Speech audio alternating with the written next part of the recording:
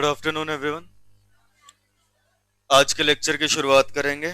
Arbitration and conciliation act 1996 हम लोगों ने डिस्कस करना शुरू किया था, उसी को हम कंटिन्यू करेंगे।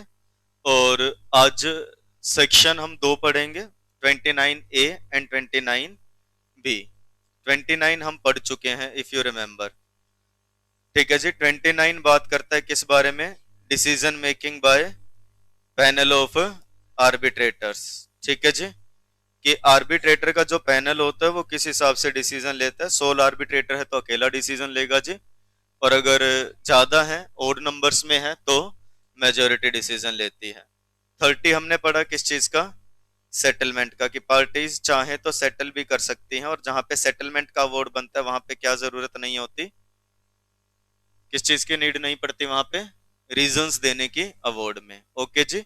अब इन दोनों के बीच में दो नए सेक्शंस बाद में इंट्रोड्यूस किए गए थे, 29A एंड 29B। क्योंकि पहले ऐसा होता था कि ठीक है, आर्बिट्रेशन शुरू हो गई, आर्बिट्रेटर आ गया, प्रोसीडिंग्स चल रही है, बट डिसीजन आने में काफी ज्यादा समय लग जाता था, क्योंकि एक्ट में एज सच कोई टाइम लिमिट प्रिस्क्राइब नहीं की गई थी कि इतने टाइम में ही डिसीजन देना होगा। तो आर्बिट्रेटर्स कई बार काफी ज्यादा समय लगा देते थे। ऐसा ना हो कि पार्टीज वेट ही करती रहें, क्योंकि आर्बिट्रेशन या ये कह लो अल्टरनेटिव्स इसलिए लाए गए थे ताकि पार्टीज का कोर्ट में टाइम बचे। कोर्ट में जो केसेस लंबे समय तक चलते रहते हैं वो ना हो, इस चीज के सॉल्यूशन के लिए ये लेकर के आए, और इनमें भी टाइम पीरियड फिर लगता ही जा रहा है, तो वो ऑब्जेक्टिव अचीव नहीं हो पा रहा था। तो क्या किया गया जी? टाइम लिमिट इंट्रोड्यूस कर दी गई। 29A और 29B दो सेक्शंस इंसर्ट किए गए, जिसमें बात होती है कि टाइम लिमिट क्या होगी आर्बिट्रल अवॉर्ड के लिए, कि आर्बिट्रल अवॉर्ड कितने समय में आ जाना चाहिए। तो इसके लिए 29A बात करता है नॉर्मल कोर्स में, और 29B बात करेगा फास्ट ट्रैक प्रोसीजर के। ठीक है भाई। टाइम लिमिट के लिए कितने सेक्शंस हैं? बोलिए फटाफट से। दो, पहला A और दूसरा 29B। 29B में बात होती है किस चीज की? याद कर लेना अभी, फास्ट ट्रैक प्रोसीजर की, यानी कि जल्दी कैसे आर्बिट्रेशन को कंप्लीट करना है। ओके जी। 29A की अगर हम बात करें तो ध्यान देना, पहले यहीं से पढ़ेंगे जो चार्ट दिया गया है। 29A बात करता है किस बारे में? कि the award shall be made within a period of 12 months from the date of completion of pleadings. कि अवॉर्ड कितने समय में आ जाना चाहिए जी? 12 महीने के अंदर अंदर आ जाना चाहिए। कब से? Date of completion of pleading से, यानी कि जहां पे दोनों पार्टीज ने अपनी अपनी चीजें सबमिट करती हैं। याद है कौन सा सेक्शन है? 23। किस चीज के बारे में बात करता है जी? Statement of claim and defence. याद है उसमें एक सबसेक्शन 4 था जिसने आकर के कहा था कि 6 मंथ्स के अंदर अंदर कंप्लीट हो जाए। बिल्कुल सही जवाब है आप सबके, कि 6 मंथ्स के अंदर अंदर। तो वहां पे लिखा है कि जिस दिन दोनों पार्टीज की तरफ से अपनी प्लीडिंग्स का मतलब होता है कौन पार्टी क्या बताना चाह रही है। दोनों पार्टीज ने जब अपनी अपनी बात बता दी तो वहां से कितने महीने में पूरी हो जाने चाहिए आर्बिट्रेशन? 12 मंथ्स के अंदर अंदर। ठीक है। आप अभी कुछ मत लिखो, क्योंकि मेरे को यहाँ पे एक लाइन ऐड करवानी है अभी। ठीक है जी। यहाँ पे कुछ मत लिखना, और कहीं लिख लो चाहे इस एरिया में। ठीक है जी। क्या कहता है 29A? आर्बिट्रेशन का टाइम पीरियड क्या है जी? कितने टाइम पीरियड में आर्बिट्रेशन कंप्लीट हो जाए? 12 मंथ्स में। ये बात किसने बोली? 29A ने। यानी कि आम तौर पे आर्बिट्रेशन को पूरा करने के लिए कितना समय दिया गया? 12 महीने। 29B क्या कहते हैं? 29B ये कहता है the parties to an arbitration agreement, यानी कि वो पार्टीज जिन्होंने आर्बिट्रेशन एग्रीमेंट किया है, मे एट एनी स्टेज, चाहे तो किसी भी स्टेज पर, आइदर बिफोर और at the time of appointment of the arbitral tribunal, यानी कि ट्रिब्यूनल का गठन होने से पहले या उसके बाद में चाहे तो डिसाइड कर सकती हैं राइटिंग में, एग्री इन राइटिंग, क्या? To have their disputes resolved by fast track procedure, यानी कि दोनों पार्टीज किसी भी समय पे मिल करके ये डिसीजन ले सकती हैं कि हम चाहते हैं हमारा डिस्प्यूट कैसे सोल्व किया जाए जी? फास्ट ट्रैक प्रोसीजर से सोल्व किया जाए हमारा डिस्प्यूट। ये डिसीजन पार्टीज कभी भी ले सकती हैं। डन। और होगा क्या? The award under fast track procedure shall be made within a period of 6 months from the date of arbitral tribunal enters upon. और ये डिसीजन अगर ले लिया गया है ट्रिब्यूनल का गठन होने से पहले, या ये कह लो ट्रिब्यूनल का गठन होने के बाद, ट्रिब्यूनल बनने से पहले या ट्रिब्यूनल बनने के बाद अगर ये कह दिया गया है, क्या कह दिया गया है जी, कि फास्ट ट्रैक प्रोसीजर से हमें डिस्प्यूट सोल्व करवाना है, तो वहां पे 6 मंथ्स के अंदर अंदर क्या हो जाना चाहिए जी, डिस्प्यूट्स सोल्व हो जाए। 6 मंथ कहां से, जिस दिन ट्रिब्यूनल का गठन हुआ है वहां से 6 महीने मिलेंगे। तो ध्यान देना यहाँ पे 12 मंथ्स है from the date of completion of pleadings, जबकि फास्ट ट्रैक प्रोसीजर में 6 मंथ्स कहां से है जी, आर्बिट्रल ट्रिब्यूनल बनने से। इतनी बात समझ में आ गई। 29A और 29B हमें पढ़ना है। 29A बताता है टाइम पीरियड, ठीक है जी, नॉर्मल सर्कमस्टांसेस में, और 29B बताता है time period fast track procedure के केस में। ठीक है, बोलो भाई। अब बात सुनना ध्यान से, एक बार अपने आप से कुछ मत करना। देखिए 29A, ये बात यहां लिखी गई है, क्या लिखा गया है कि the award shall be made within a period of 12 months from the date of completion of pleadings। क्या ये लाइन हमने पढ़ी या नहीं पढ़ी? ये लिखा हुआ है same, the award shall be made within a period of 12 months from the date of completion of the pleadings, 29A। ये देख लीजिए आगे क्या लिखा है, the parties may extend this period for making award for a further period not exceeding 6 months, यानी कि ये 12 महीने का समय है। इसको चाहे तो यहां पे लिखो अब, द पार्टीज, सेम ये लाइन, में एक्सटेंड दिस पीरियड, पार्टीज चाहे तो क्या कर सकते हैं जी, इस पीरियड को एक्सटेंड कर सकते हैं, फॉर मेकिंग अवार्ड, कि अवार्ड के लिए जो समय है इसको एक्सटेंड किया जा सकता है, फॉर ए फर्दर पीरियड। समझ गए होगे कहां से लिख रहा हूं? यही वाली लाइन लिखनी है सेम, ये देखो यहां से द पार्टीज से लेकर के ये लाइन,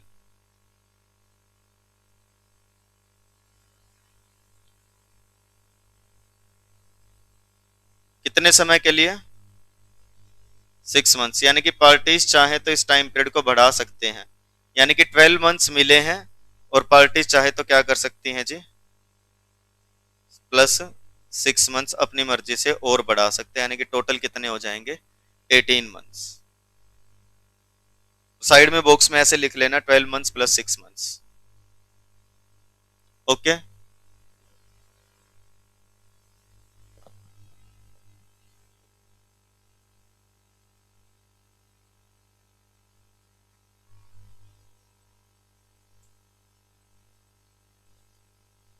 डन, श्योर। लिख ली यहाँ पे ये लाइन, नहीं लिखी? फिर ये क्या, हाँ लिख ली सर। अच्छा आप हाँ ऐसे ही करते हैं, मम्मी पूछती है भूख लगी है बेटा, ऐसे। आगे देखो क्या लिखा है, ये लिखा है 29B के लिए, the parties to an arbitration agreement may at any stage either before or at the time of appointment of the tribunal, arbitral tribunal, agree in writing to have their dispute resolved by fast track procedure।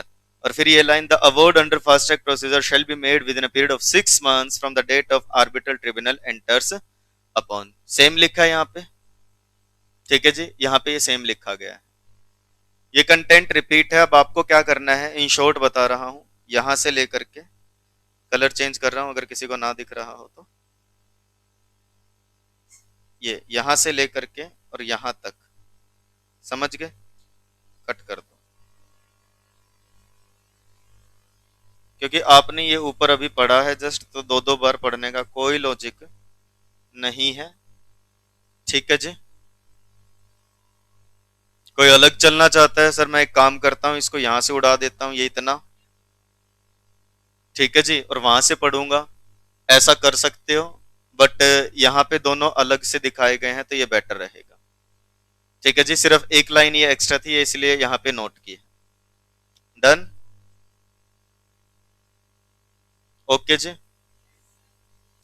क्योंकि आपने वहां से पढ़ लिया तो यहाँ पे इसका कोई लॉजिक नहीं है दो दो बार करने का, एक बार वहां से कर लो वही काफी है।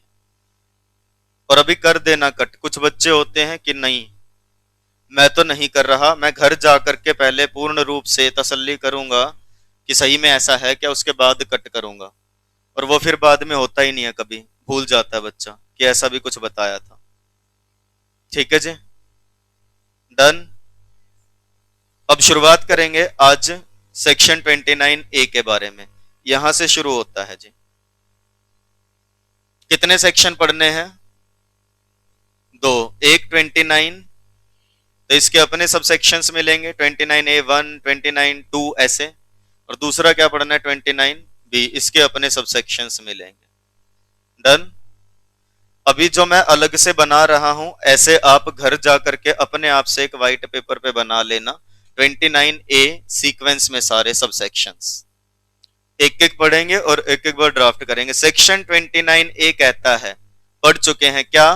Provides that award in matters other than international commercial arbitration, यानी कि अवार्ड आना चाहिए अगर आपका other than international commercial arbitration है, यानी कि इंटरनेशनल कमर्शियल आर्बिट्रेशन के अलावा अगर मुद्दा है तो 29A सबसेक्शन 1 ने आकर के टाइम लिमिट लगा दी, कितनी? 12 महीने। shall be made by arbitral tribunal within a period of 12 months from the date of completion of pleadings under section 23 subsection 4। यही पढ़ा था अभी ऊपर। घर जाकर के ऐसे ड्राफ्ट करेंगे भाई, इस तरीके से। यहां मैं बना रहा हूं, अपने आप से बना लीजिए ऐसे। सेक्शन 29A किस चीज के लिए? Time limit.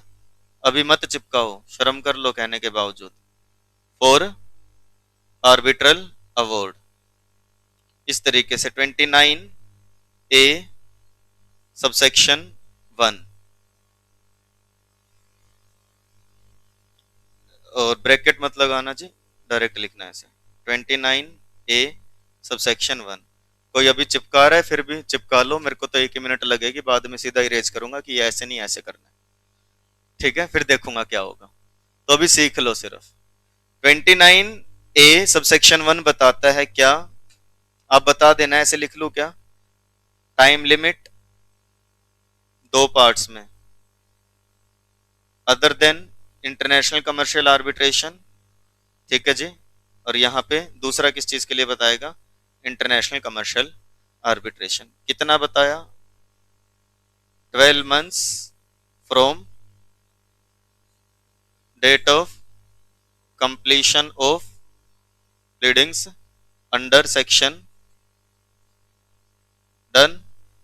23 सबसेक्शन 4 दोबारा करवाने की नीड तो नहीं है, पता होगा क्या था वो। डन ऐसे लिखना है कि other than international commercial arbitration के लिए कितना टाइम पीरियड बताया गया जी? 12 महीने। इंटरनेशनल कमर्शियल आर्बिट्रेशन के लिए कितना है? 12 महीने। अलग क्यों लिखा फिर? अलग इसलिए लिखा क्योंकि वहां पे 4 वर्ड्स ऐड हो जाते हैं, एज एक्सपीडिशियसली एज पॉसिबल। सुना है? एज सुन एज पॉसिबल, ऐसे तुम्हारी लैंग्वेज में है ना, नई जनरेशन वही है क्या? Provided that the award in matter of international commercial arbitration may be made, चाहो तो जल्दी से जल्दी, as expeditiously as possible, and endeavour कोशिश करना क्या? May be made to dispose of the matter within a period of 12 months from the date of completion of pleadings under 23 subsection 4। बात same ही है, बस कुछ ऐड कर दिया क्या? एज एक्सपीडिशियसली एज पॉसिबल, यानी कि इंटरनेशनल कमर्शियल आर्बिट्रेशन में क्या लिखना है? As expeditiously as possible. बाकी क्या है? Same, 12 months from the date of completion of pleadings। Done जी। तुम मत पेपर में लिख के आना ये एसएप या एईएपी, वहां नहीं समझ में आएंगे, कंप्लीट लिखना होता है, वहां पे ये चीजें नहीं चलेंगी कि MOA लिख दिया, AOA लिख दिया, GOVT लिख दिया गवर्नमेंट के लिए, CG लिखा है, SH लिखा है, डायरेक्टर के लिए DR लिखा है। कंप्लीट लिखना है, आदत बनाना ही मत। जब शॉर्ट नोट्स बनाओ तो आदत बनाना, जैसे इस तरीके से एक पेज पे पूरा 29A अगर उतार रहे हैं तो, वरना पेपर में यही लिखा होगा। अब यहाँ पे आप FTP बोलोगे, फास्ट ट्रैक प्रोसीजर को, और पेपर में लिखे आते हैं 29B is about FTP, FTP states that, what is FTP? ठीक है जी, हम तो फाइल ट्रांसफर प्रोटोकॉल समझ लेंगे उसको, हम क्या माने आपने फास्ट ट्रैक प्रोसीजर लिखा है। एब्रिविएशंस मत चलाना, शॉर्ट बिल्कुल, ये जो बना लेते हैं धीरे धीरे, CG SG वो सिर्फ पढ़ाने के लिए, शॉर्ट नोट्स के लिए होता है, पेपर में कंप्लीट लिख करके आओ। ओके जी। हाई कोर्ट को HC, सुप्रीम कोर्ट का SC लिखा है, ये नहीं चलेगा भाई। डन। 29A सबसेक्शन 1 कंप्लीट है।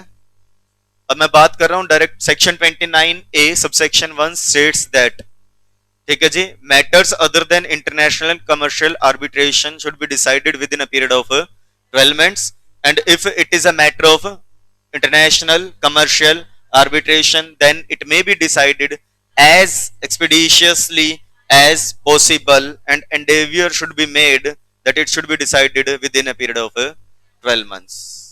ओके जी. और पार्टीज चाहे तो इस टाइम पीरियड को बढ़ा सकती हैं कितने से, 6 मंथ से, यानी कि 6 महीने से. पता होगा, बोलो भाई.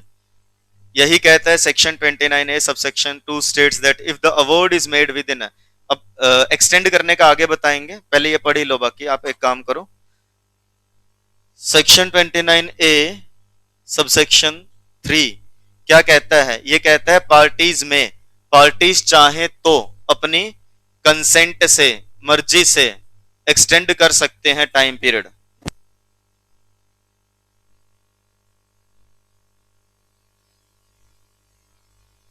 देखो फिर से सुन लो, 29A सबसेक्शन 1 ने क्या बोला, टाइम पीरियड कितना है जी.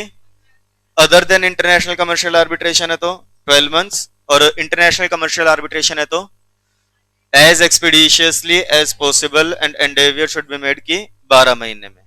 29A सबसेक्शन 3 कहता है पार्टीज में बाय कंसेंट अपनी मर्जी से extend the period specified in subsection 1 for making award for a further period not exceeding 6 months की. वैसे तो 12 महीने बता दिया, लेकिन पार्टीज चाहे तो इसको क्या कर सकती है जी, एक्सटेंड कर सकती है. यानी कि यहां पे मैं क्या लिखूंगा, 29A सबसेक्शन 3.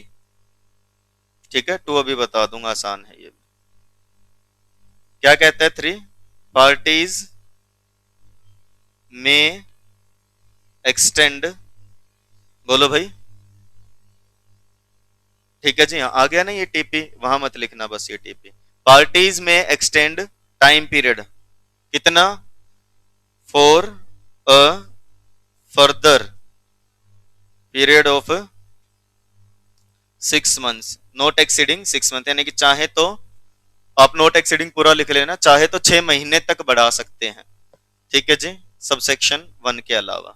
यानी कि 1 महीना, 2 महीना, 3, 4, 5, 6 महीने तक बढ़ा सकते हैं, 6 से ज्यादा नहीं बढ़ा सकते. Okay done, sure. 29(2) क्या कहता है, ध्यान देना. ये सारे याद करने सबसेक्शन क्यों, इसका जवाब अभी लास्ट में मिलेगा लेक्चर के अंत में. सबसेक्शन 2 कहता है अगर आपका आर्बिट्रेटर बहुत अच्छा है, कितना अच्छा है, नहीं शोभित जितना नहीं, मेरे जितना, कि आर्बिट्रेटर अपॉइंट किया और उसने 6 महीने में ही फैसला कर दिया. आई बात समझ में, कि मान लो डिस्प्यूट था रोबिन और आशीष का, इन्होंने मुझे आर्बिट्रेटर अपॉइंट किया, मैंने 6 महीने से कम में ही फैसला दे दिया. फास्ट ट्रैक प्रोसीजर नहीं था, नॉर्मल था, और 6 महीने में ही फैसला दे दिया. आ रही है बात समझ. तो ऐसे आर्बिट्रेटर का आदर सत्कार होना चाहिए. पता है आपको क्या करना चाहिए, एक्ट कहता है if award is made within a period of 6 months from the date of arbitral tribunal enters upon the reference, the arbitral tribunal shall be entitled to receive such amount of additional fees as the parties may agrees. मतलब ये चाहे तो extra fees दे सकते हैं, ऐसा नहीं कि 11 रुपए वार दिया. अरे आई बात समझ में. ठीक है जी, हक है उसका. ठीक है जी, वो चाहे तो जो पार्टीज ने डिसाइड किया है वो एक्स्ट्रा फीस ले सकता है. आ गई बात समझ में. और जैसा आप सबको पता है, जैसा इसने अभी दिखाया, ठीक है जी, नहीं देना चाहते तो ना दो भाई. डिस्प्यूट आज हो सकता है तो कल भी हो सकता है. आर्बिट्रेटर आज 6 महीने में सुना सकते हैं फैसला, तो कल को 12 महीने पूरे भी यूज कर सकते हैं, है ना. फिर बैठे रहना. आई बात समझ में, बोलो भाई. आर्बिट्रेटर कैसे आता है, और रॉबिन बताएं पहले आप, ये लेके बाद में आएंगे. आर्बिट्रेटर कैसे आता है दूसरा. हाँ डन, अभी आगे पढ़ लो. ठीक है भाई. 29A सबसेक्शन 1 12 महीने, other than international commercial orbit. ICA बोलू तो समझ जाना आप. अदर देन आईसीए है तो 12 महीने, आईसीए है तो as expeditiously as possible endeavour, that is कोशिश करना 12 महीने में ही. सबसेक्शन 2 क्या कहता है 29A का, अगर 6 महीने में फैसला सुना दिया है आर्बिट्रेटर ने, is entitle for additional fees as parties may agree.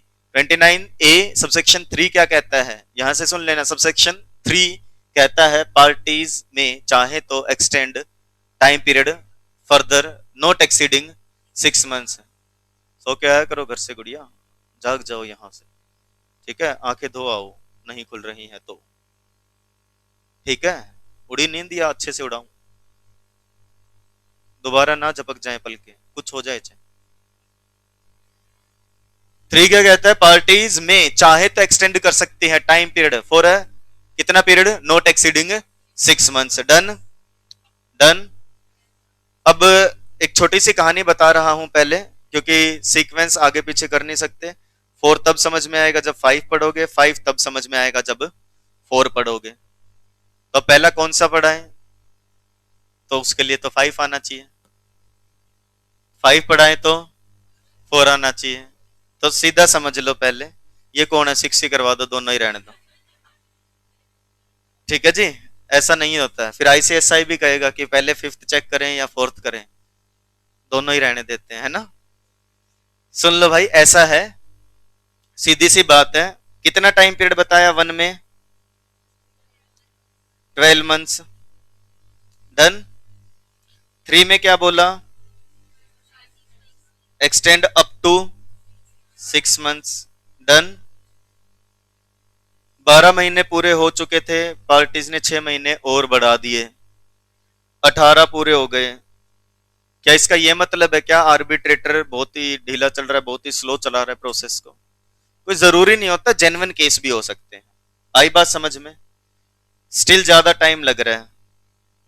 अब भाई, तो यहां पे ये माना जाता है कि देखो 1.5 साल में भी डिस्प्यूट नहीं हुआ तो हो सकता है कहीं ना कहीं खामी होगी आर्बिट्रेटर की, बट ये भी हो सकता है जेन्युइन केस हो। कोई भी केस हो, अगर इससे ज्यादा बढ़ाना है तो क्या करें? तो इसके लिए ये लिखा कि पार्टी में अप्लाई टू कोर्ट, कि इससे भी ज्यादा टाइम पीरियड एक्सटेंड करवाना है। कितना, जितना ठीक लगे, 1 महीना 2 महीना, ऐसा हो सकता है ना, बिल्कुल जेन्युइन केस है, सब कुछ हो चुका है, बस 1 मंथ 30 डेज और चाहिए, अवार्ड वगैरह डिसाइड करके फैसला सुना देंगे, 1 मंथ एक्स्ट्रा चाहिए, हो सकता है या नहीं हो सकता? तो अगर देखो इससे ज्यादा टाइम पीरियड बढ़ाना है तो कोर्ट के पास जाना ही जाना पड़ेगा। पार्टी में अप्लाई टू कोर्ट, आई बात समझ में? एंड कोर्ट में एक्सटेंड सच टाइम पीरियड, आ गई बात समझ में? और कोर्ट जब ये ऑर्डर देगा तो कोर्ट चाहे तो एक आधा आर्बिट्रेटर चेंज भी कर सकता है। भाई मान लो 3 आर्बिट्रेटर थे, तो चाहे तो कह सकता है इसको हटाओ, इसकी जगह कोई और ले आओ, ये जैसा ठीक लगे।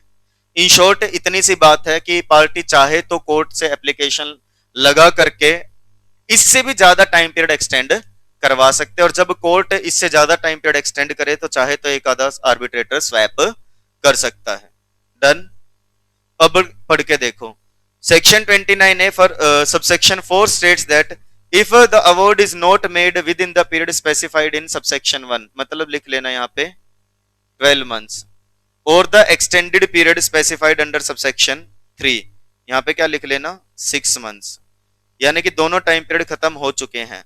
तो द मैंडेट ऑफ आर्बिट्रेटर या आर्बिट्रेटर्स शेल टर्मिनेट, यानी कि अगर 18 महीने बीत गए अभी तक फैसला नहीं आया तो क्या हो जाएगी, उस आर्बिट्रेटर की मैंडेट यानी कि पोस्ट टर्मिनेट यानी कि खत्म हो जाएगी, उस आर्बिट्रेटर को जाना होगा।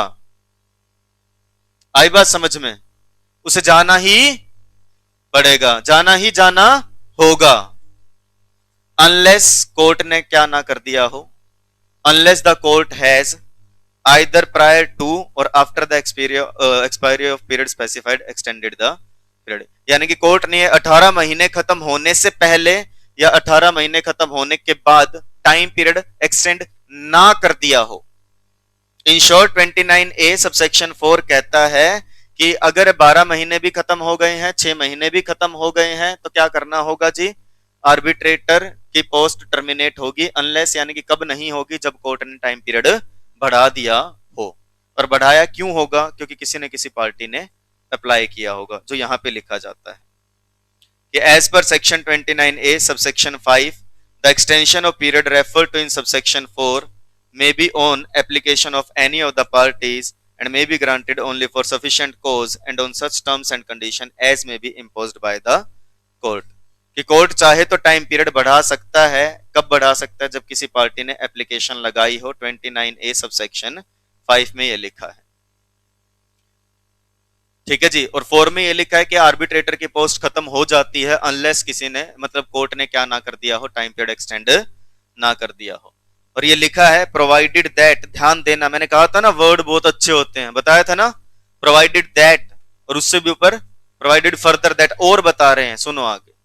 तो यहां लिखा है provided that while extending the period under this subsection, यानी कि टाइम पीरियड बढ़ता किस सेक्शन के तहत है, सबसेक्शन 4 के तहत।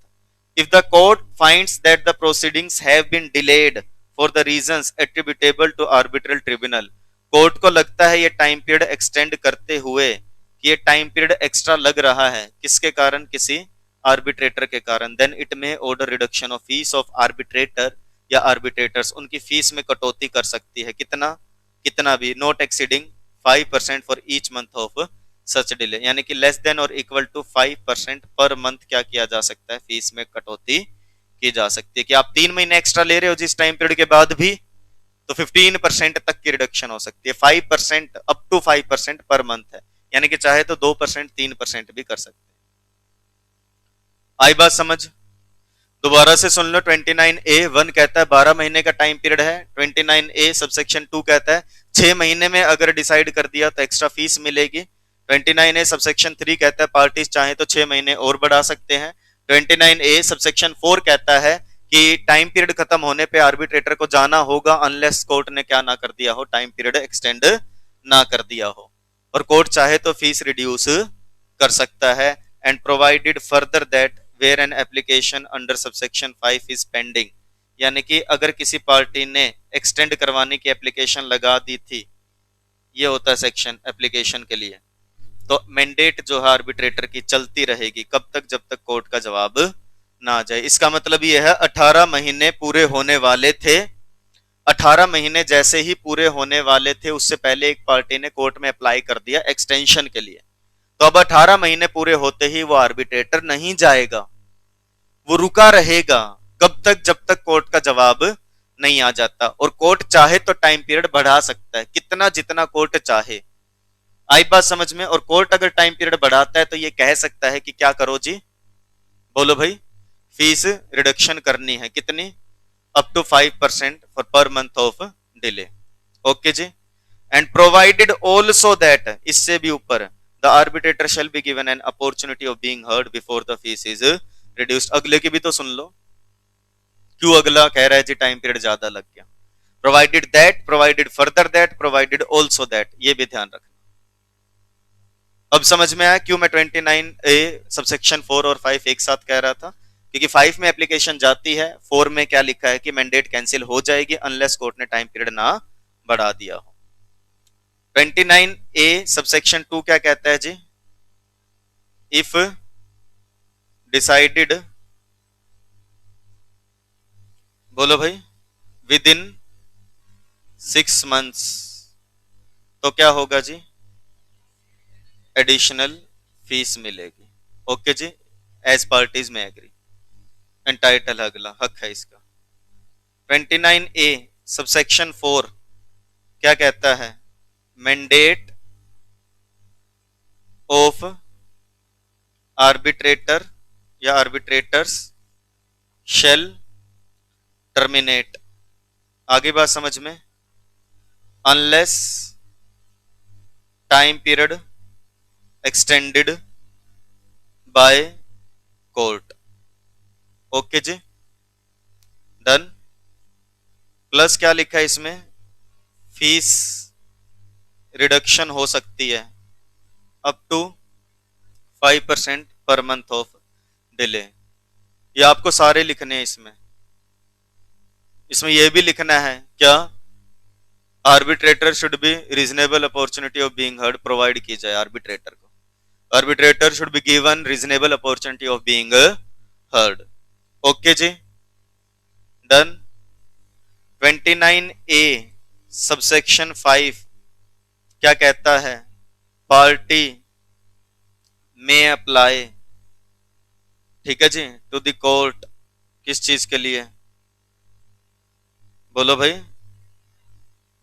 For extension of time period. Done, यही पढ़ा होगा। ओके जी, क्या है इसमें? यही तो लिखा, जब तक एप्लीकेशन का जवाब नहीं आ जाता, कोर्ट का जवाब नहीं आ जाता, ठीक है जी, कि टाइम बढ़ाना है या नहीं, तब तक उस आर्बिट्रेटर की पोस्ट चलती रहेगी। ठीक है जी, ये नहीं कह सकते कि आर्बिट्रेटर की मैंडेट कैंसिल हो गई। Okay. Section 29A subsection 6 provides that while extending the period refer to in subsection 4, यानी कि जहां पे कोर्ट टाइम पीरियड एक्सटेंड कर रहा है तो कोर्ट की मर्जी, it shall be open to the court to substitute one or all the arbitrators, and if one or all the arbitrator are substituted the arbitral proceeding shall continue from the stage already reached and on the basis of evidence and material already on record, and the arbitrators appointed under this section shall be deemed to have received the said evidence and material। Full stop यहां है, इसलिए ये पूरी line एक है। 29A subsection 6 कहता है court जब सबसेक्शन 4 के तहत टाइम पीरियड बढ़ाएगा आर्बिट्रेशन का, तो कोर्ट चाहे तो एक या एक से ज्यादा आर्बिट्रेटर बदल सकता है। आई बात समझ में? बोलो भाई। और अगर बदले गए हैं तो ये नहीं माना जाएगा कि नई आर्बिट्रेशन हो गई शुरू।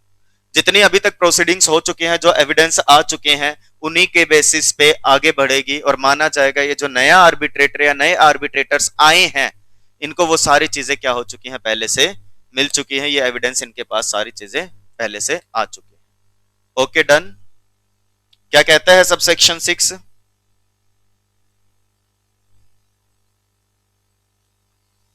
कोर्ट में क्या कर सकता है, चाहे तो सब्सटीट्यूट द आर्बिट्रेटर या आर्बिट्रेटर्स, कोर्ट चाहे तो सब्सटीट्यूट कर सकता है। ठीक है जी। एंड प्रोसीडिंग्स क्या होंगे जी, shall be continued from there on, वहीं से क्या होगी जी, कंटिन्यू मानी जाएंगी। ठीक है भाई। Okay done, sure. हाँ जी।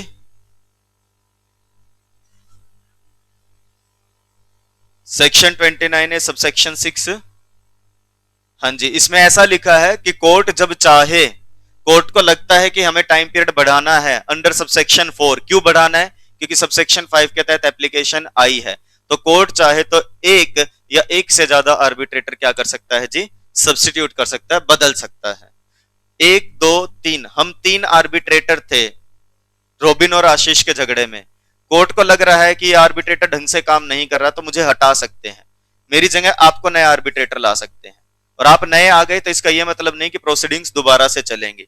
ठीक है जी, जितनी प्रोसीडिंग्स हो रखी है वहीं से कंटिन्यू होंगी, जो एविडेंसेस वगैरह इन दोनों को मिल रखे हैं और आप नए आए हो तो माना जाएगा आपको वो सारे एविडेंसेस वगैरह पहले से मिले हुए। ओके जी, डन डन। 29A सबसेक्शन 1 कहता है कि टाइम पीरियड कितना होगा जी, आईसीए से अलावा है तो 12 मंथ्स, आईसीए है तो as expeditiously as possible and within, कोशिश करना 12 मंथ ही हो। आई बात समझ? सबसेक्शन 2 कहता है अगर जल्दी फैसला सुना दिया गया है तो 6 महीने के अंदर सुनाया है तो आर्बिट्रेटर या arbitrators is entitle for additional fees as parties may agree. Subsection 3 कहता है क्या parties may extend time period for further period not exceeding 6 months, 12 महीने के बाद भी। 29A कहता है, 29A सबसेक्शन 4 कहता है कोर्ट में extend such time period even after the time period has expired of subsection 1 and as per subsection 3। Done. And court while extending such time period में इम्पोज रीजनेबल कॉस्ट या कह लो में deduct arbitrators fees up to 5% या कह लो not exceeding 5% for per month of delay of such delay. Okay जी, done done, sure. And the arbitrator should be given reasonable opportunity of being heard. Section 29A subsection 5 states that क्या a party may apply to the court for further extension of time period. Done. And 29A subsection 6 states that while extending such time period under subsection 4, court may substitute one or more arbitrator या arbitrators as he may deems things fit. ठीक है जी। And all the evidences and all the documents given to the tribunal before substitution shall be deemed to be received by a new या कह लो such substituted arbitrator and the proceedings shall continue from there on. Okay, done? Sure. Section 29A subsection 7 states that in the event of arbitrators being appointed under this section, the arbitral tribunal thus reconstituted shall be deemed to in continuation of the previously appointed arbitral tribunal. इसी का extended version है 29A subsection 7 ने आके surety दे दी कि पुरानी tribunal जो थी उसी को आगे चलाया जा रहा है, ये माना जाएगा नई ट्रिब्यूनल के द्वारा. ठीक है जी, क्योंकि ट्रिब्यूनल में चेंज तो माना ही जाएगा. New arbitral tribunal if any है तो क्या होगी जी? Continue where old arbitral tribunal left. भाई ये कह लो जहां से बदलाव आया है वहां से पुराने वाले को ही नई वाली कंटिन्यू कर रही है. डन? श्योर. सबसेक्शन 8 कहता है it provides that it shall be open to the court. Court चाहे तो एक्चुअली एग्जाम्पलरी कोस्ट लगा सकती है किसी पार्टी पे भी मान लो पार्टी का कसूर है जिसके कारण डिले हो रहा है, सबक सिखाने के लिए कोई छोटा मोटा जुर्माना लगा सकती है. ये कौन कहता है? सबसेक्शन 8. 7 कहता है वहीं से कंटिन्यू करेगी. 8 कहता है पार्टीज के ऊपर भी एग्जाम्पलरी कोस्ट लगाई जा सकती है. एक एग्जाम्पल क्रिएट करने के लिए पार्टी दोबारा ऐसा ना करे, ऐसे समझो. और याद है अपन ने ये पढ़ा था 29A सबसेक्शन 5 के तहत एक पार्टी चाहे तो कोर्ट में जा सकती है फर्दर एक्सटेंड करने के लिए. चले गए, कोर्ट कितने टाइम में एक्सटेंड करेगा? हमारा डिस्प्यूट है, शोभित जी ने 18 महीने ले लिए हैं, मैं कोर्ट में गया एक्सटेंशन के लिए कि 1 महीना और एक्सटेंड करवा दो. इस एप्लीकेशन को ये 1 साल हो चुका है, अभी तक फैसला नहीं आया कोर्ट का. हो सकता है या नहीं हो सकता? हो सकता है तो नहीं होगा.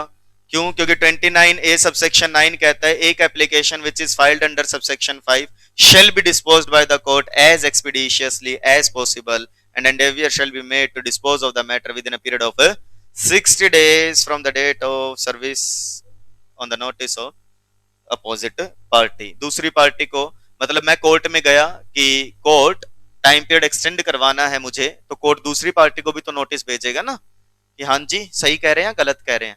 तो वो नोटिस जिस दिन गया है वहां से 60 दिन के अंदर अंदर कोर्ट भी क्या कर दे जी, ये 60 डेज के अंदर अंदर इस एप्लीकेशन को रिजोल्व कर दे. एक्सटेंड करना है या नहीं करना है बता दे. यहां क्या लिखे 29(8) में? कोर्ट में, ठीक है जी, अप्लाई सच एक्चुअल या एग्जाम्पलरी कोस्ट ऑन पार्टी.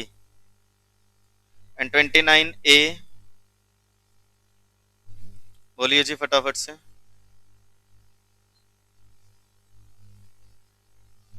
ठीक है जी. Application under section 29A subsection 5 by party shall be disposed as expeditiously as possible by court and endeavor shall be made within, done भाई, from the date of notice on the other party. done लिख लोगे? Sure? पक्का? Complete है? ये मैंने क्यों बनाया है इस तरीके से, आपको भी क्यों बनाना है इस तरीके से, इसका जवाब अभी मिल जाएगा. ठीक है जी, बोलो भाई. डन. एक बार फटाफट से रिकैप दे दो. सेक्शन 29A किस चीज का है जी? टाइम लिमिट का. किस चीज का time limit? For arbitral award. 29A subsection 1 क्या कहता है?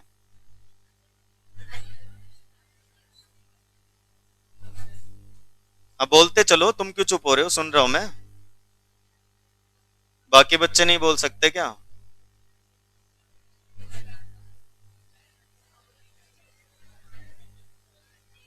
ऐसे बोलते हैं क्या?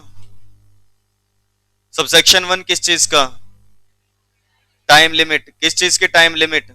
For arbitral award. Other than ICA है तो 12 महीने, और आईसीए है तो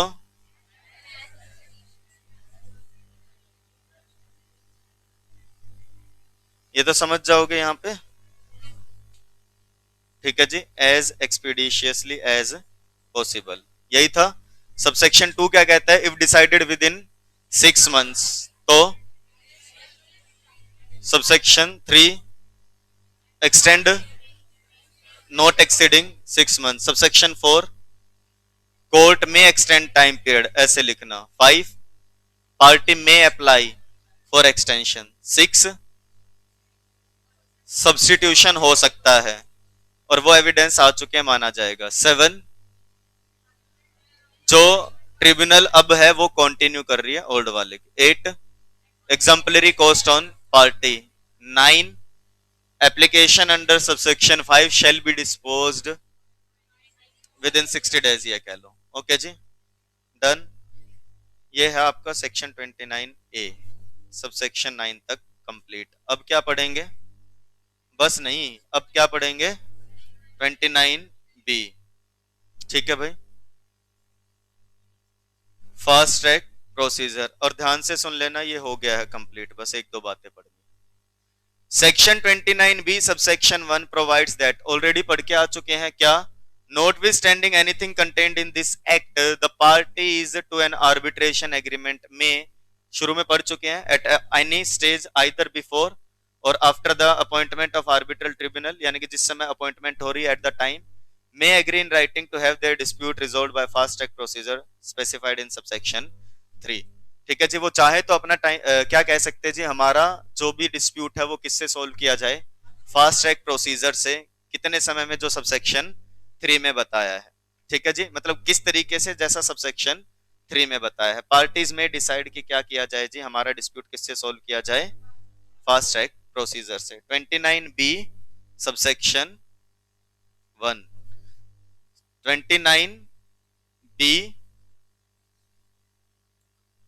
वैसे कितना टाइम पीरियड है, याद है, ऊपर पढ़ा था यहाँ पे, याद है ना, 6 months का टाइम पीरियड होता है यहाँ पे, ठीक है जी। 29B सबसेक्शन 1 क्या कहता है, पार्टीज में डिसाइड, किस चीज के लिए, for fast track procedure. 29B subsection 1 ऐसे लिख दूं, parties may decide for fast track procedure as per subsection 3, किसका, इसी का।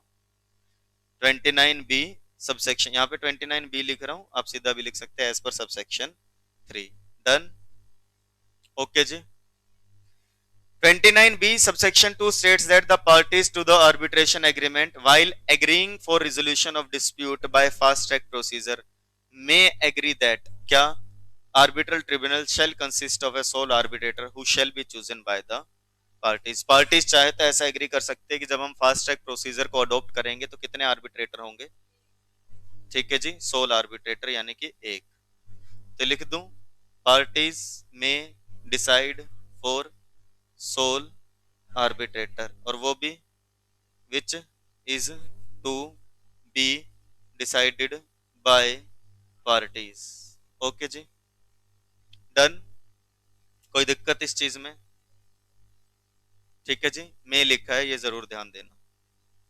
29B subsection 3 says that the arbitral tribunal shall follow the following procedure while conducting arbitration proceeding under subsection 1, कि अब आ ही गया अगर फास्ट ट्रैक प्रोसीजर तो ये तरीका अडॉप्ट कर लेना जी। लिख दूं 29A subsection, sorry B, 29B subsection 3, ये लिख दूं, process for fast track procedure. दिक्कत कोई, कि फास्ट ट्रैक प्रोसीजर कैसे चलेगा, ऐसे चलेगा, कैसे, देख लो भाई। अब सिर्फ सामने पढ़ लेना, रिटर्न प्लीडिंग्स होंगी जी बिना ओरल हियरिंग के, क्योंकि उसके लिए पहले नोटिस भेजो, फिर पार्टीज आएंगी। इसके बजाय आर्बिट्रेटर क्या कह सकता है, रिटर्न में आने दो भाई, जिसकी जो बात है। पहला, arbitral tribunal shall decide the dispute on the basis of return pleadings, documents and submissions filed by the parties without any oral hearing.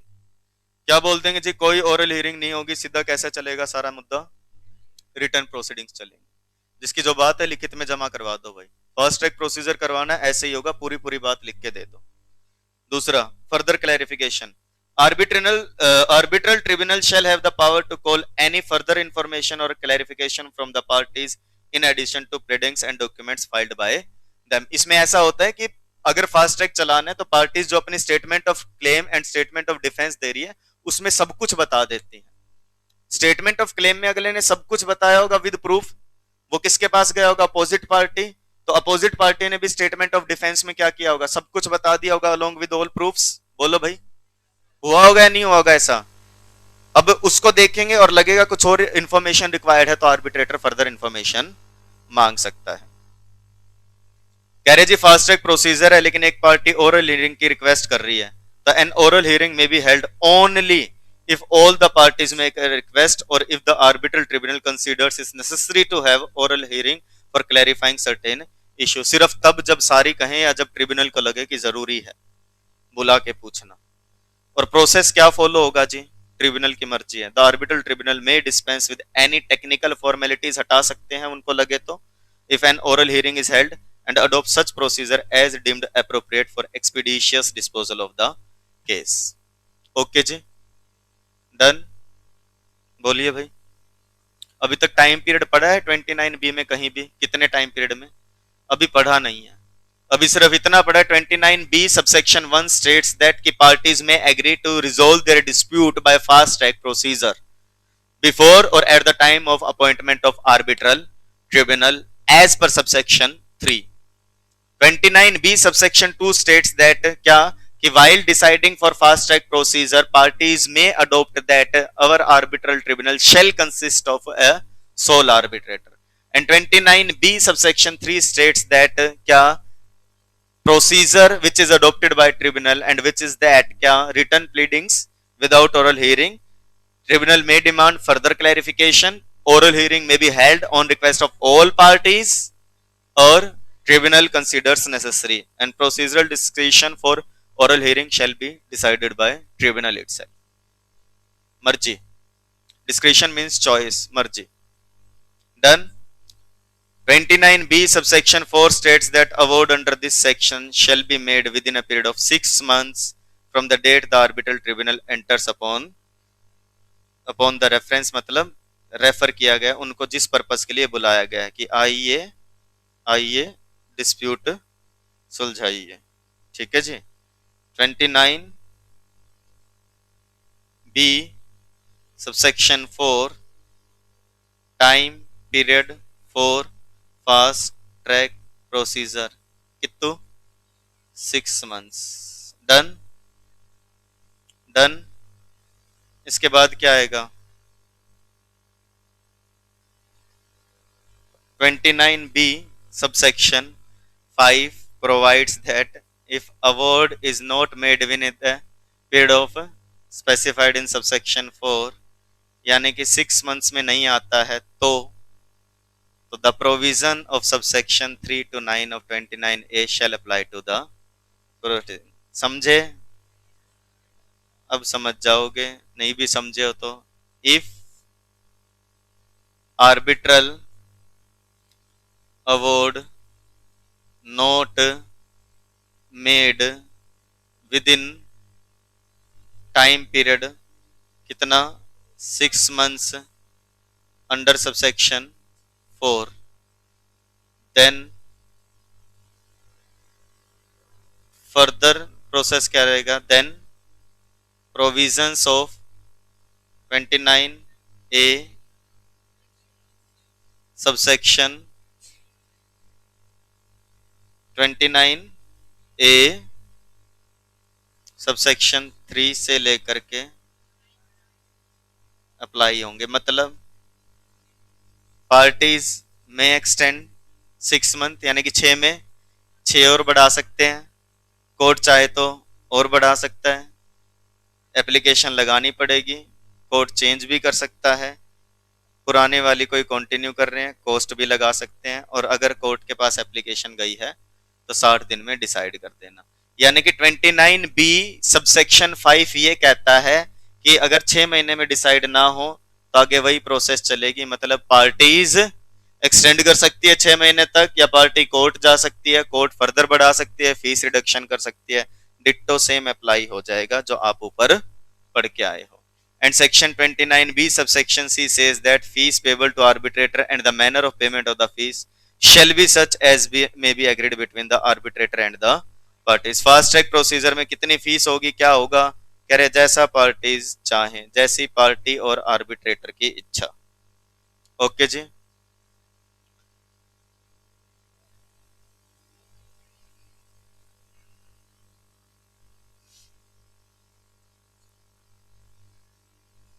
Twenty nine B subsection 6 fees as decided by parties and arbitrator। Done. और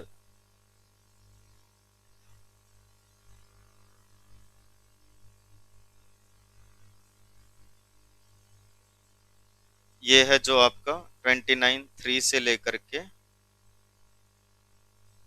यहाँ तक ये as it is apply हो जाएगा। ठीक है, इसलिए दोनों साथ लिखे थे, और ऐसे आप घर जाके आराम से तसल्ली से दोनों बना लीजिएगा साथ। Okay, done, sure. 29A पूरा, 29B पूरा, बोलो भाई, पढ़ लोगे घर से, अच्छे से रिवाइज कर लेना, रिटन प्रैक्टिस कर लेना। मिलेंगे अगले लेक्चर में, फिर डाउट्स डिस्कस कर लेंगे। टिल देन बाय बाय, टाटा and take care. Thank you, that's it for the day.